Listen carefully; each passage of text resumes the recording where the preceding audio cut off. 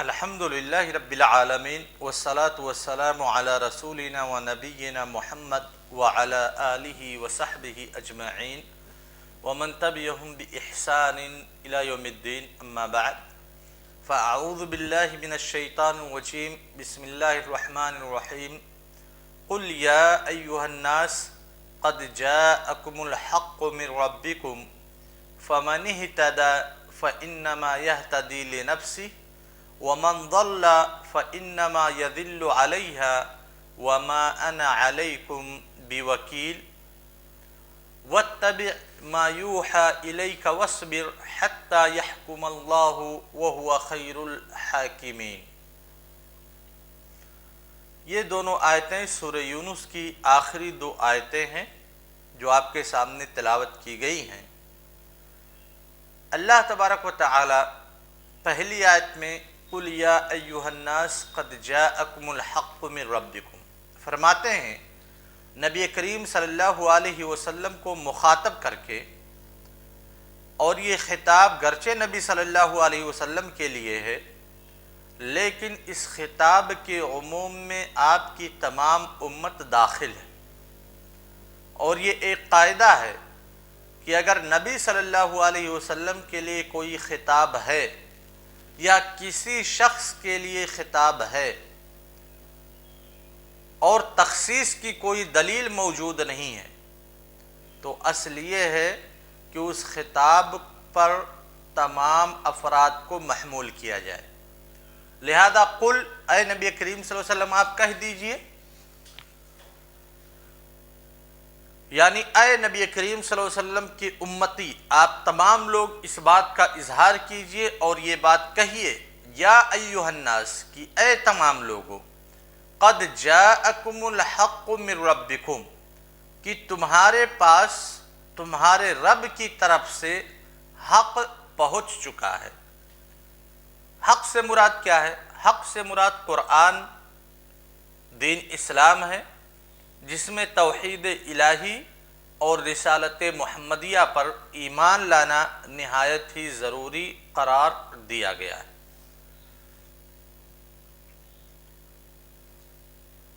یعنی ہر وہ چیز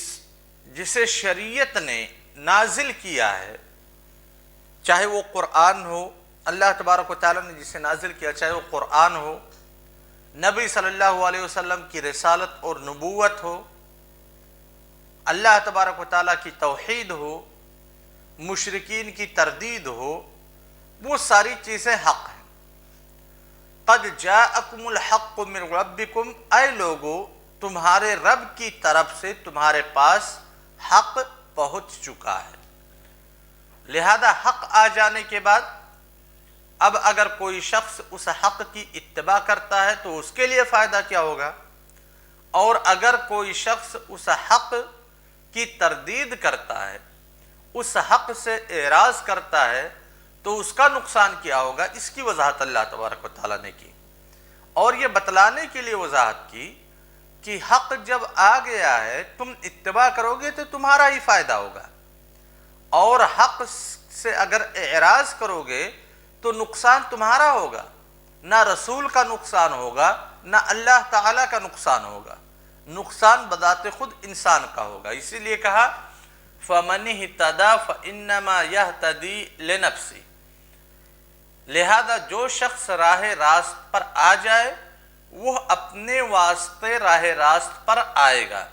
یعنی اس کا فائدہ اسی کو ہوگا کہ قیامت والے دن اللہ تعالیٰ کے عذاب سے بچ جائے گا اور اللہ تعالیٰ کی نعمتوں میں اسے جگہ مل جائے گی۔ اگر میں حق سے فائدہ حاصل کر رہا ہوں،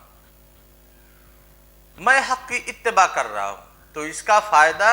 سب سے پہلے مجھے ملے گا، اور اگر کوئی شخص حق سے اعراض کر رہا ہے تو اس کا وبال اسی شخص کے اوپر ہوگا جو حق سے اعراض کر رہا ہے۔ اس میں نہ رسول صلی اللہ علیہ وسلم کا کوئی خسارہ اور فائدہ ہے، اور نہ ہی اللہ تبارک و تعالیٰ کا کوئی خسارہ اور فائدہ ہے۔ اس کے بعد کہا وَمَنْ ضَلَّ، اور جو شخص بے راہ ہو جائے گا، جو شخص گمراہ ہو جائے گا یعنی حق کی اتباع نہیں کرے گا، فَإِنَّمَا يَضِلُّ عَلَيْهَا، تو اس کی بے راہ روی اسی پر پڑے گی۔ بے راہ روی کا جو بوجھ ہے اسی شخص کے اوپر ہوگا، یعنی اس کا نقصان اور وبال اسی شخص پر پڑے گا کہ قیامت میں جہنم کی آگ میں وہ جلے گا۔ گویا کہ کوئی ہدایت کا راستہ اگر اپنائے گا تو اس سے کوئی اللہ کی طاقت میں، اللہ کی قوت میں، اللہ تعالیٰ کی سلطنت میں کوئی اضافہ نہیں ہو جائے گا، اور اگر اس کے بالمقابل کوئی کفر اور ضلالت کو اختیار کرے گا تو اس سے اللہ تعالیٰ کی حکومت، طاقت اور سلطنت میں کوئی فرق نہیں آئے گا۔ گویا کہ ایمان و ہدایت کی ترغیب اور کفر و ضلالت سے بچانے کی تاکید و ترتیب، دونوں سے مقصد انسان ہی کی بھلائی اور خیر خواہی ہے۔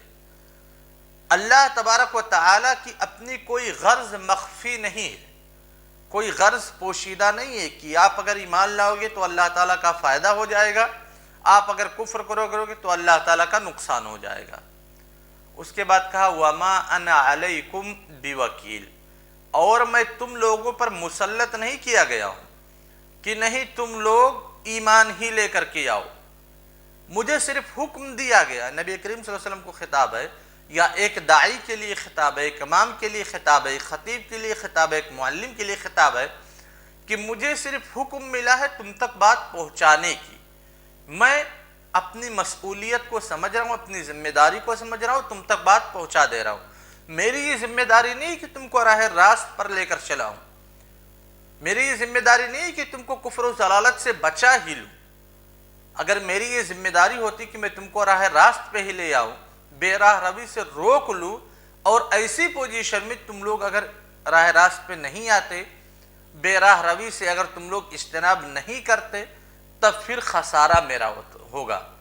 لیکن مجھے ذمہ داری دی ہی نہیں گئی ہے۔ جیسے میں معلم ہوں، میں آپ کا ٹیچر ہوں، مجھے جو ذمہ داری عطا کی گئی ہے، جو مادہ میرے سپرد کیا گیا، اس مادے کو میں اچھے طریقے سے پڑھاؤں، جو بھی پڑھانے کے اسالیب ہیں، طریقے ہیں، اس طرح سے پڑھاؤں کہ آپ سمجھ جائیں۔ یہ میری ذمہ داری ہے پڑھانے کی۔ لیکن آپ سمجھ ہی جائیں گے، آپ پاس ہی ہو جائیں گے، آپ ایک اچھے عالم بن کر کے ہی نکلیں گے، یہ ہماری ذمہ داری نہیں ہے۔ میری ذمہ داری ہے ایصال المعلومہ بطریقہ صحیح،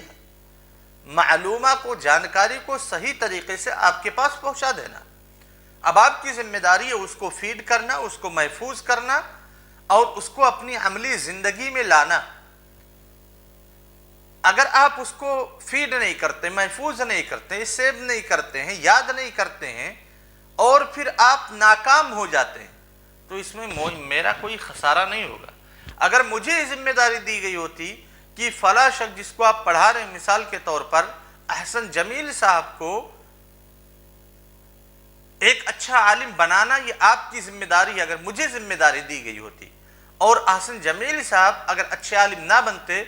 تو میرا خسارہ ہوتا کہ میرے اوپر جنہوں نے ذمہ داری ڈالی تھی وہ مجھ سے سوال کرتے کہ آپ کی ذمہ داری تھی احسن جمیل کو اچھا عالم بنانا، آپ نے ان کو اچھا عالم کیوں نہیں بنایا؟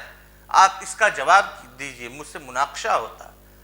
میرا مواخذہ ہوتا، لیکن میری ذمہ داری نہیں ہے آپ کو اچھا عالم بنانا۔ میری ذمہ داری اچھا عالم بننے کے لیے کون سی چیزیں آپ کو مطلوب ہیں، وہ چیزیں آپ تک پہنچا دینا۔ ایسے ہی نبی کریم صلی اللہ علیہ وسلم کی ذمہ داری لوگوں کے لیے راہ راست اور لوگوں کو گمراہی سے بچانے کے لیے جو فارمولے ہیں، جو اصول ہیں، ضوابط ہیں، ان اصول، ضوابط اور قواعد کو لوگوں کے سامنے رکھ دینا۔ اس کے بعد لوگوں کی ذمہ داری ہے کہ وہ چاہے تو راہ ہدایت کو اختیار کریں یا پھر بے راہ روی کو اختیار کریں۔ اسی لیے کہا وَمَا أَنَا عَلَيْكُمْ بِوَكِيلٍ، مجھے آپ لوگوں کے اوپر مسلط نہیں کیا گیا ہے، یعنی یہ ذمہ داری مجھے نہیں سونپی گئی ہے کہ میں ہر صورت میں تمہیں مسلمان بنا کر ہی چھوڑوں، بلکہ میں تو صرف بشیر اور نذیر اور مبلغ اور داعی ہوں۔ میرا کام صرف اہل ایمان کو خوشخبری دینا، نافرمانوں کو اللہ کے عذاب اور اس کے مواخذے سے ڈرانا، اور اللہ کے پیغام کی دعوت و تبلیغ ہے۔ کوئی اس دعوت کو اگر مان لیتا ہے، ایمان لاتا ہے تو ٹھیک ہے، کوئی نہیں مانتا ہے تو اس بات کا میں مکلف نہیں ہوں کہ اس سے زبردستی منوا کر کے ہی چھوڑو۔ اس کے بعد آگے فرمایا وَاتَّبِعْ مَا يُوحَى إِلَيْكَ، اور آپ اس چیز کی پیروی کرتے رہیے جو آپ کے پاس وحی کے ذریعہ سے بھیجی جاتی ہے، وَاصْبِرْ، اور صبر کیجیے۔ یعنی اللہ تعالیٰ جس چیز کی وحی کرے اسے مضبوطی سے پکڑ لیں، جس کا حکم دے اسے عمل میں لائیں، جس سے روکے اسے رک جائیں، کسی چیز میں کوتاہی نہ کریں، اور وحی کی اطاعت و پیروی میں جو تکلیفیں آئیں، مخالفین کی طرف سے جو ایذائیں آئیں، اور دعوت و تبلیغ کی راہ میں جن دشواریوں سے گزرنا پڑے ان پر صبر کریں اور ثابت قدمی سے سب کا مقابلہ کریں، حتیٰ یحکم اللہ، یہاں تک کہ اللہ تعالیٰ فیصلہ کر دے، وَهُوَ خَيْرُ الْحَاكِمِينَ، اور وہ سب فیصلہ کرنے والوں میں وہ سب سے بہترین ہے۔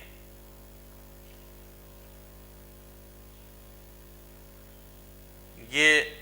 سورہ یونس کی آخری 2 آیات تھیں۔ انہی آیات کے دراسے کے بعد آپ کا کورس ختم ہو جاتا ہے، اور اب تفسیر تحلیلی کی گھنٹی آپ کی نہیں ہوگی۔ ہم اس گھنٹی میں بھی کوشش کریں گے کہ اگر آپ کے پاس کوئی اشکال ہے، کوئی استفسار ہے